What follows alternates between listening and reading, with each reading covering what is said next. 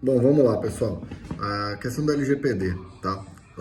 Alguns clientes estão me procurando, preferi fazer por aqui para ajudar vocês aí a, a conduzir aí os atendimentos ou com quem a gente conversar com nossos clientes, aí vocês têm aí mais informações sobre a LGPD.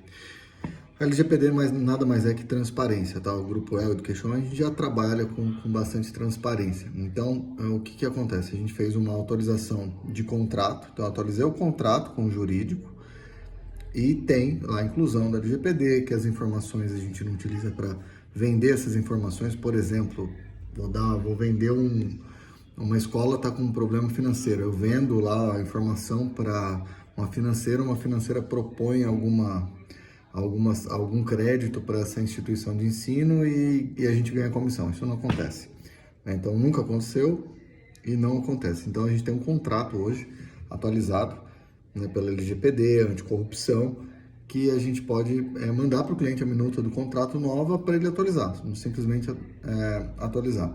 O que eu quero fazer, e não tinha liberado ainda, era mandar isso digitalmente já para a escola assinar esse contrato digitalmente.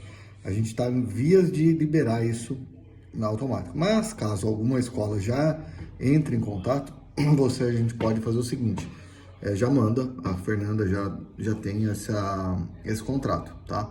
Então, com esse contrato, a gente fica atualizado em relação à LGPD. Existe um documento que chama disclaimer, né, quer dizer que a gente está apto a se atualizar em relação à LGPD. Então a gente pode citar esse exemplo é um documento, é um manual, é um documento que a gente está, que diz aí, tiver uma atualização, a gente vai lá e atualiza também, tá? Então, assim, basicamente se resume a transparência. Agora, a escola com os pais, com os alunos, com os clientes deles, eles têm que fazer a mesma coisa. Eles têm que fazer um contrato com transparência e dizer quem tem a informação. Falam muito de dados sensíveis, sei lá, o financeiro, alguma doença que a pessoa tenha, ficha de saúde, né, alguma coisa nesse sentido. Então, assim, quem tem acesso às informações? Quem precisa ter. É isso. Então, a escola precisa colocar que quem tem acesso às informações são as pessoas que precisam ter. E eles não pegam esses dados e não vendem isso para alguém, tá? Ou passam isso para outros parceiros para mandar mala direta, spam, ou vender e ganhar comissão. Não tem isso. Então é isso que precisa, acho que as escolas, a gente não tem, as escolas também não fazem isso.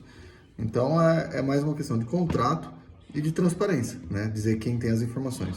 Agora, falando do Education, ele tem lá um acesso, né? Então, se a escola permitir que a secretaria veja o financeiro, ok, isso ela tem que deixar bem transparente para os pais no contrato dela que isso tá ok, mas o Education, ele já tem aí a questão de quem tem o acesso. Então, só por conta dessa questão de acesso, a gente já consegue aí se defender nesse primeiro momento, tá? Em relação a isso. Então, assim, não tem o que a gente fazer com a escola. A escola vai ter que atualizar, tem um monte de consultoria oferecendo agora, o advogado, consultoria, oferecendo esse serviço e imputando essa dúvida na cabeça deles. Então, você pega e diz que ele tem que ter total transparência com os dados dele e quem tem acesso às informações dos pais, né?